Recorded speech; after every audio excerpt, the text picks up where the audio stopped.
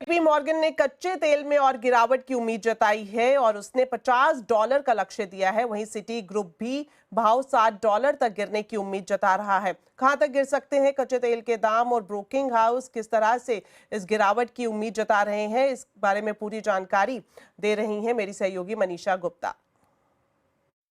कच्चे के तेल के प्राइसेस में लगातार हमने गिरावट आते हुए देखी है। आपको याद दिला दें कि 2023, 2024 भी कच्चे तेल के लिए यहाँ पर नेगेटिव ईयर्स थे और 2025 की शुरुआत भी उसी तरीके से हुई है, जहाँ पर भावों में लगातार गिरावट देखने को मिली है।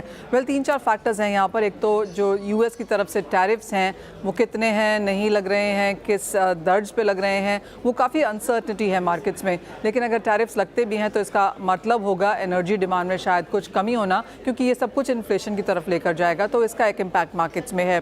दूसरी बात यहाँ पर ओपेक और एलाइज को लेकर है, जिन्होंने कहा है कि वो कच्चे तेल की प्रोडक्शन अब अप्रैल के महीने से बढ़ा देने वाले हैं, तो वो सप्लाई भी मार्केट्स में आ जाएगी। तीसरी बात है यूएस की जो इन्वेंट्रीज हैं और प्रोडक्शन है, वहाँ पर भी हमने नंबर्स बढ़ते हुए देखे हैं, तो वो भी एक एक्स्ट्रा सप्लाई यहाँ पर होगी। इसके अलावा अगर हम डेटा देखें तो वो बहुत सपोर्टिव नहीं है। चाइना का जो कंज्यूमर प्राइसेस हैं वो 13 महीने में पहली बार गिरे हैं, और चाइना का अगर आप सारा डेटा देखें, चाहे वो इंपोर्ट है, एक्सपोर्ट है, उसमें थोड़ी सी गिरावट देखने को मिली है, तो बाज़ार उसकी भी यहाँ पर एक कॉग्निसेंस लेता हुआ नज़र आया है। और उसके बाद अगर आप ग्लोबल बैंक्स एंड ब्रोकरेजेस देखें, सबका मानना है कि कच्चे तेल के प्राइसेस यहाँ से भी गिरेंगे। आईजी ने कहा है कि वो मानते हैं कि क्रूड प्राइसेस $65-62 तक भी यहाँ पर गिर सकते हैं। इसी तरीके से हमने यहाँ पर जेपी मॉर्गन की रिपोर्ट भी आते हुए देखी है। उनका मानना है कि प्राइसेस $50 तक भी जा सकते हैं।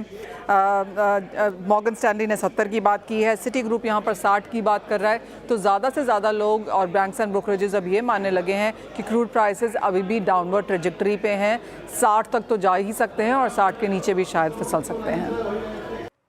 चलिए अब बात करते हैं दीपम सचिव के एक्सक्लूसिव इंटरव्यू की। सीएनबीसी आवाज के economic policy editor Laxman Roy के साथ एक्सक्लूसिव बातचीत में दीपम सचिव अरुनीश चावला ने कहा कि अगले 3 से 4 महीने में आईडीबीआई बैंक विनिवेश से जुड़ी अच्छी खबर आ सकती है। देखिए, लंबे समय से आईडीबीआई बैंक की प्रक्रिया चल रही है, अलग अलग खबरें आती रहती हैं, उस पर थोड़ा सा स्थिति क्लियर कर दें कि अभी स्टेटस क्या है और कब तक इसका फाइनेंशियल बिड हम लोग ले आएंगे।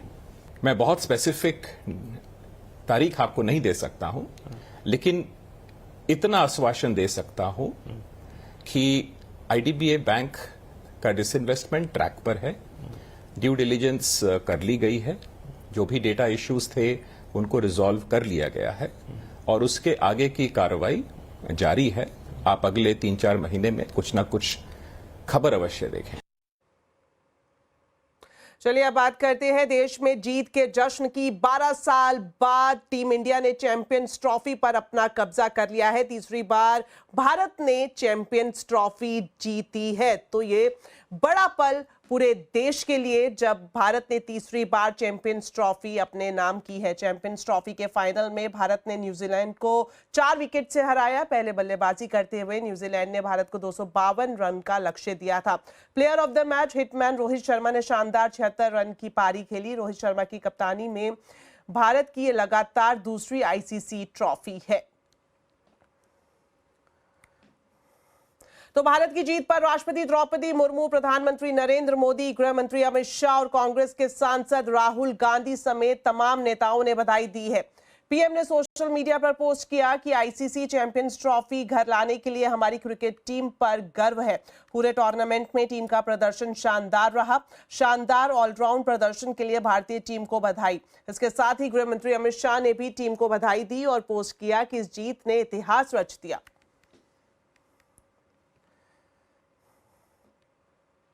साथ ही टीम इंडिया की जीत पर रिलायंस फाउंडेशन के चेयरपर्सन नीता अंबानी ने भी बधाई दी है। उन्होंने कहा कि भारत के लिए यह ऐतिहासिक क्षण है। नीले कपड़ों में लड़कों को आईसीसी चैंपियंस ट्रॉफी को तीसरी बार उठाने और एक बार फिर से देश को विश्व मंच पर चमकाने के लिए हार्दिक बधाई।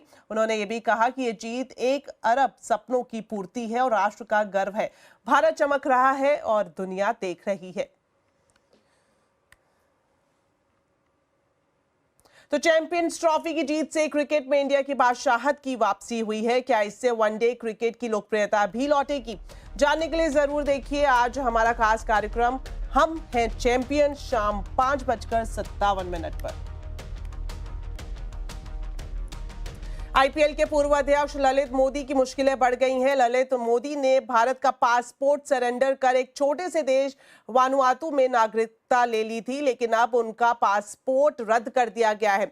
वानुआतू के प्रधानमंत्री जोथम नापत के आदेश पर ललित मोदी का पासपोर्ट रद्द किया गया है। इसमें न्यूजीलैंड में भारतीय उच्चायुक्त की बड़ी भूमिका रही है।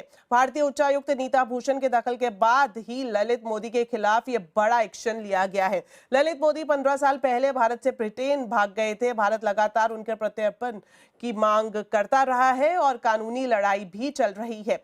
हालांकि ललित मोदी अपने ऊपर लगे मनी लॉन्ड्रिंग और टैक्स चोरी के आरोपों को खारिज करते रहे हैं।